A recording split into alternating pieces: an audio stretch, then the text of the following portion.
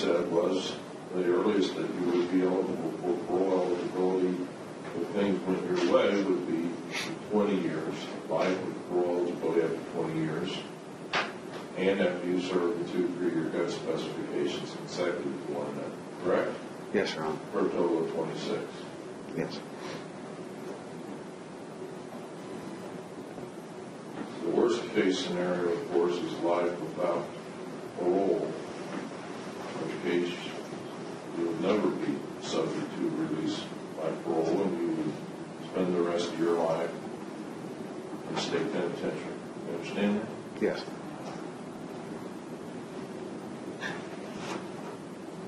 You understand if you were ever released from prison, you plead guilty today, as we've discussed. If you're ever released from prison,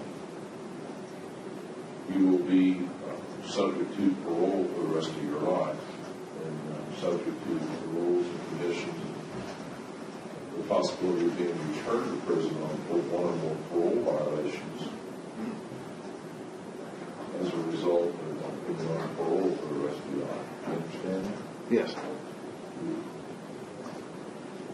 And so, if I read the back of this form, it's written in here, the state agrees that the sentences on count 1 and 5 are divided concurrent to each other. Well, we've already discussed that. The state agrees to dismiss the specification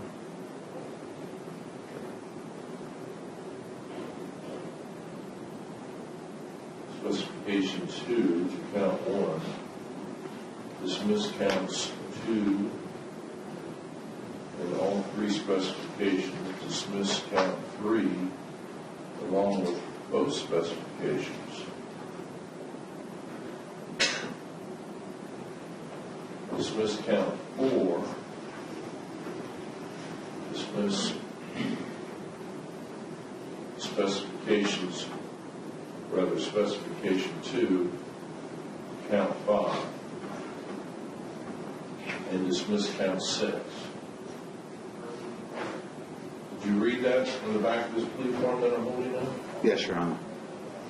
Sir, have there been any other promises or representations of leniency made to you in return for a plea of guilty? No. The only promises that have been made are what's written on the front and back of this plea form that I'm holding up. Is that correct? Yes.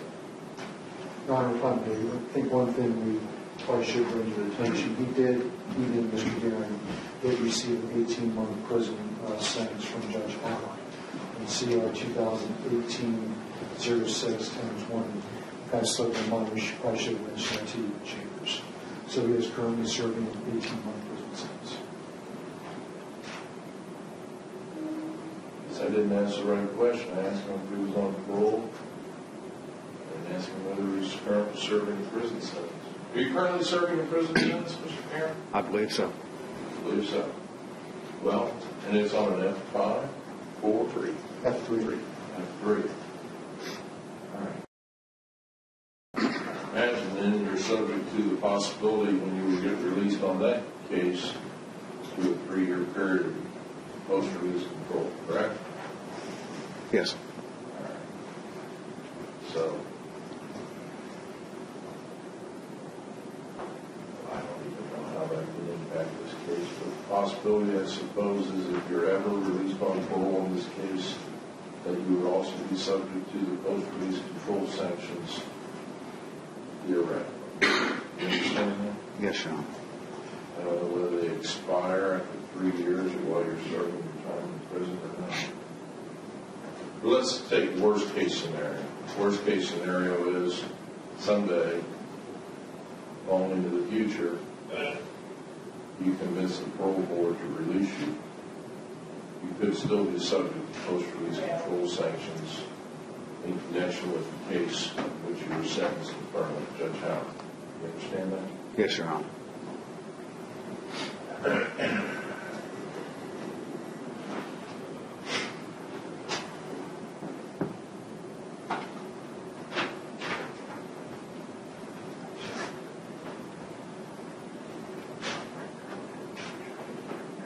Is there a possibility that you could receive probation if you enter a plea of guilty? Counts 1 and 5, No. No. Is it mandatory that this court sentence you to prison? Yes.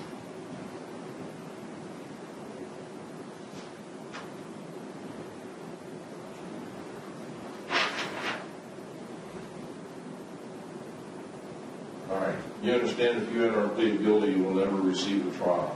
I'm going to go downstairs after I take your plea, accept your plea. If you enter a plea, dismiss that jury, and you will forever waive your right to a trial by jury. Yes. You understand it? Yes. This is what you want to do? Yes. You're quite certain of it? Yes. You've had plenty of time to discuss the matter with your attorneys? Yes, Your Honor. You're fully satisfied with the advice and counsel they've given you? Yes. Has anyone threatened you or forced you in any way to give up the right to a trial this morning? No. Have any promises made other than what you and I have discussed here this morning on the record was contained specifically in this plea form? No, Your Honor. You understand by pleading guilty, testifying, if you're giving up all of your constitutionally guaranteed trial rights. Yes. You're giving up your right to the presumption of innocence. You're relieving the prosecutor of their burden of rebutting that presumption of innocence by bringing evidence into this courtroom which would convince a jury of 12 that you're guilty of each and every element of each and every count, and that you're guilty of each and every element of each and every specification. The state has that burden. They must produce that evidence. And they must convince that jury by proof beyond a reasonable doubt, the highest standard of proof recognized in our justice system, that you're indeed guilty of each and every element of these offenses. Do you understand that? Yes. Do you wish to give up that right to the presumption of innocence and relieve the state of Ohio of its burden of proof? Yes, Your Honor. As I testified, you have the right to have a jury of 12 unanimously decide your guilt or innocence. The jury would have to consider each count and each specification separately. They'd have to consider the evidence applicable to each count, each specification separately.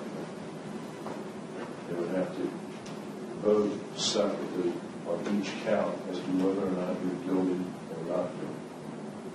You could be found guilty on some specifications and counts and not guilty of others, not guilty of all, or guilty of all. You understand that? Yes, Your Honor.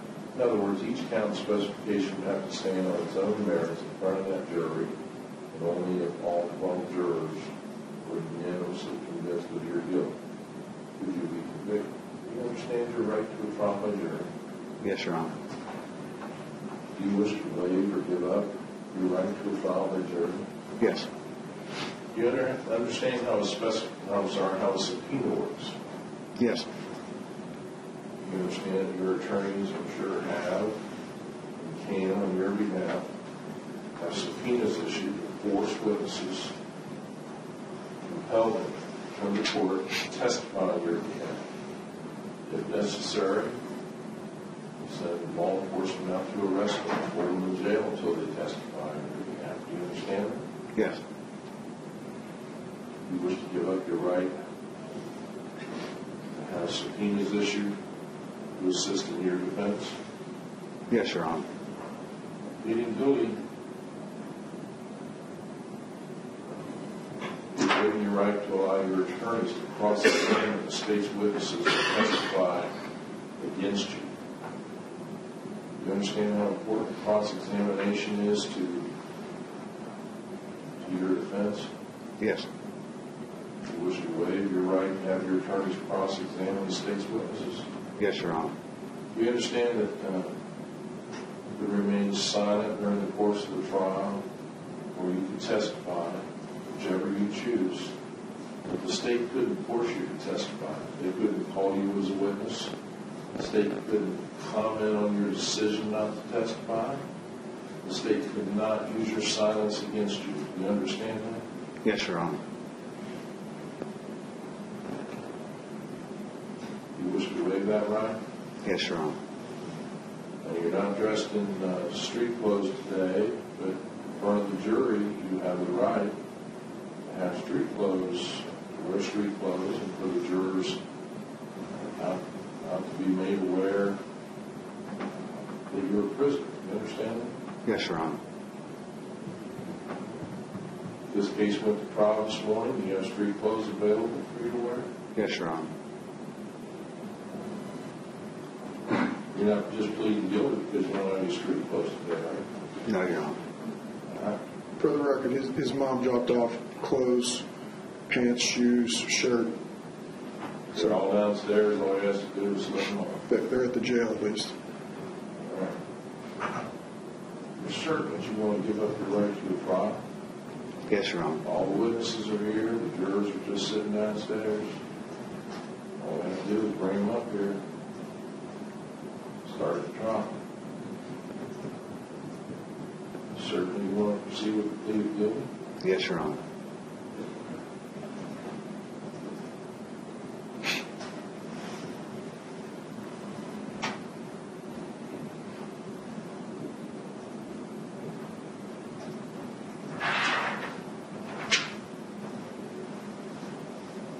So what promises have been made to you? Only that counts 1 and 5, aggravated murder and murder, will run concurrently, that everything will be dismissed except counts 1 and 5 and the gun specifications. The gun specifications will be run consecutively to each other and to counts 1 and 5. And what is the maximum prison sentence that you're facing? Life without parole. With 2 3-year gun specifications running consecutively. Yes.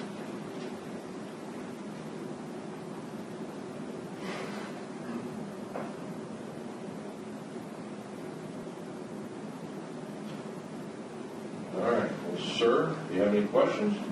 No, Your Honor. All right. I want to ask that you listen carefully. The state of Ohio is going to read a statement of facts that constitute facts of these alleged offenses. And that's what you will be pleading guilty to if you choose to plead guilty. So please listen carefully. First, It's count 1, Your Honor, aggravated murder on or about June 13, 2018, in the area of 419 South Boulevard, apartment number 4, City of Trenton, Butler County, Ohio. James Geran did purposely cause the death and with prior calculation and design the death of Sharon Plea to it while inside of the residence at 419 South Boulevard, inside the residence of Sharon Plea. Defendant made threats of putting one, referencing the bullet, putting the bullet in the head of Sharon McCleary. At the end of the standoff, the defendant did shoot Sharon McCleary one time in the head. This is an unclassified felony pursuant to 29.3.01A, aggravated murder. Further, pursuant to 2941.145, the defendant had a firearm on or about his person or under his control while committing the offense and did display the firearm, brandish it, indicate the offender possessed it, or used it to facilitate the commission of the aggravated murder. As to count 5, on or about June 12, 2018, ending in the area of 2067 Woodsdale, Madison Township, Butler County, Ohio. James Geran did cause the death of Megan Motter as a proximate result of the offender's committing or attempting to commit an offense of violence. It's a felony of the first or second degree. It is not a violation of Section 29.3.03 or 29.3.04 of the Ohio Revised Code. The felony offense of violence being the felony of the first or second degree would be felonious assault. In this case, pursuant to 29.03.11A1 and or 29.3.11A2. In this particular case, the defendant, James Geran, did shoot Megan Motter one time in the head. This offense is also an unclassified felony pursuant to 29.3.02B, being murder. Further, pursuant to 2941.945, the offender, Mr. James Geran, had a firearm on or about his person or under his control while committing the offense, and display the firearm, brandish the firearm, indicate the offender possessed a firearm, or used it to facilitate the commission of murder. The state's theory that it was the same firearm and those specifications, both murders. Yes, Your Honor. Anything on the alleged facts? Nothing on the facts, Your Honor. Thank you, Mr. Hawkins. Mr. Geran, were you able to listen and understand what Mr. Burris just related? Yes, Your Honor. Still want to enter a plea of guilty? Yes. Do you understand the difference between a guilty plea and a not guilty plea? Yes. Do you want to have a trial? No. Do you understand as a consequence of this plea, the possibility exists that you will receive a mandatory prison sentence, and that your sentence could result in life imprisonment without the possibility of parole? Yes. Sir, as to count one, charge of aggravated murder, violation of 2903.01A.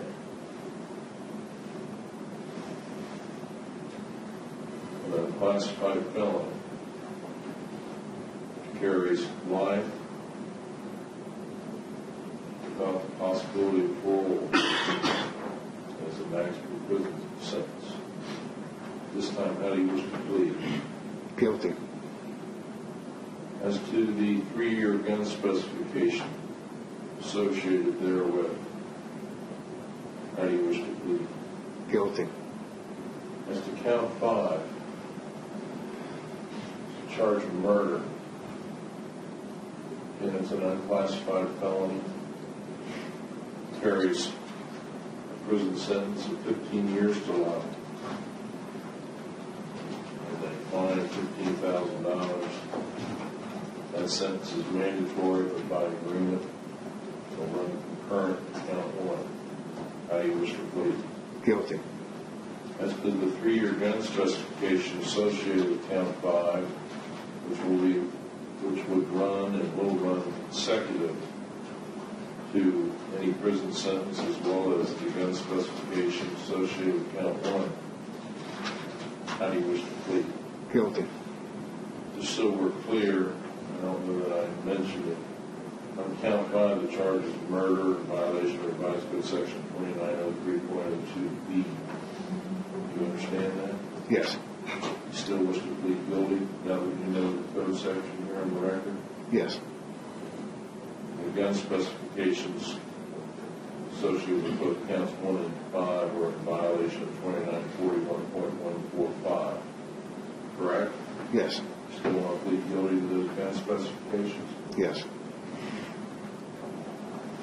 You want me to accept your pleas of guilty this morning? Yes, Your Honor. Do you have any further questions? No, Your Honor.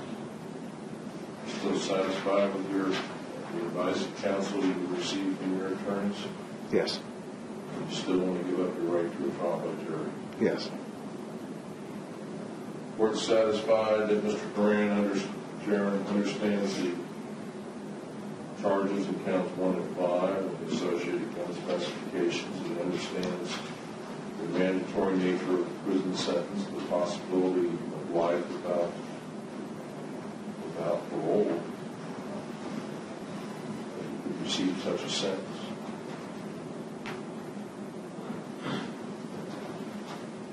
So we'll find the defendant understands the charges of possible penalties. We'll also find the defendant understands all of his constitutionally guaranteed trial rights. We'll find he's made a known, intelligent, and voluntary waiver of his rights. That he's been represented by 3 fine, experienced attorneys. He's received the best of legal advice. So the court will accept his pleas of guilty and make a finding of guilty on count 1, aggravated murder in violation of 2903.01A. Specification 1 associated therewith, the court will make the finding of guilty. On count 5, murder in violation of 2903.02B, the court will accept the defendant's plea of guilty and make a finding of guilty on charge of murder. The court will accept the plea of guilty on specification 1, the 3-year gun specification associated with count 5, and make a finding of guilty. Court order pre-sentence investigation report to schedule this matter a separate day for sentencing? Your Honor, we have January 17th, In the afternoon? preferably in the morning, maybe late morning.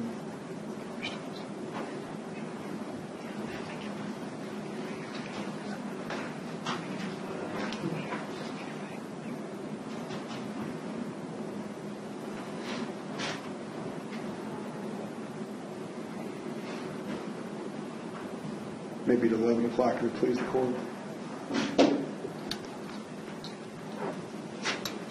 How many people do you believe the court will hear from on that day? Judge, I think it'll be limited, if any, in terms of the defense side. How many people does the state believe I might hear from? 2 or 3 maybe.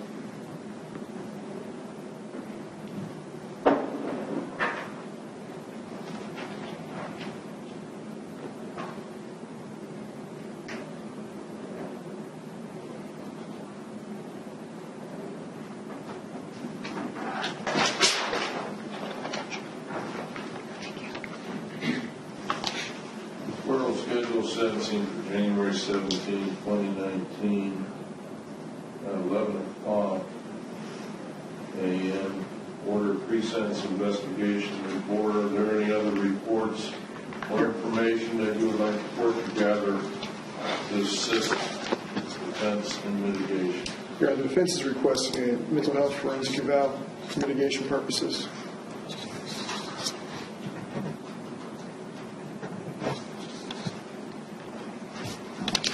So order. Will the state kindly compare the referral entry that you normally use?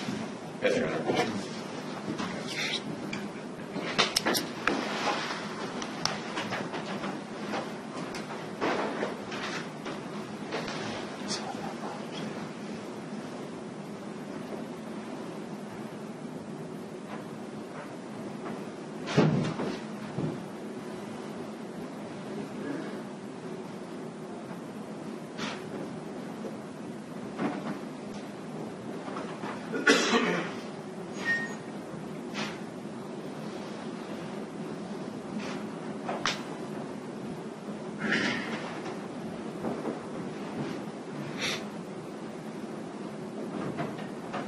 The defendant will continue to be held in Butler County Jail at this time.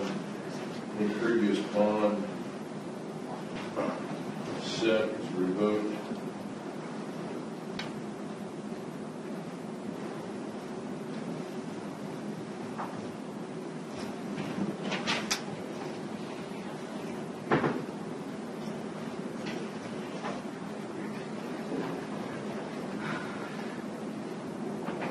Held without bond or bail.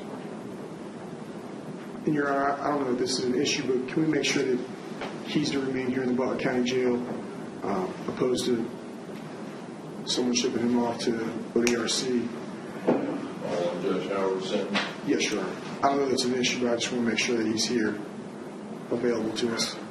Formal order that the defendant remain here in Butler County Jail, be housed here until the time of sentencing. Thank you, Your Honor.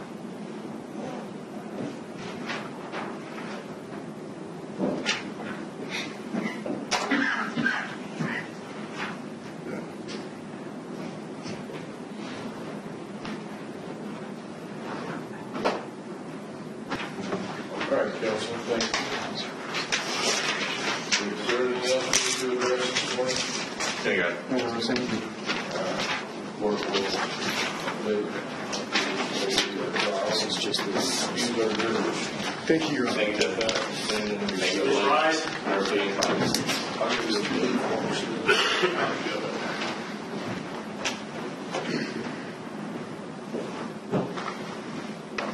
Court's in recess. Thank you, ladies and gentlemen.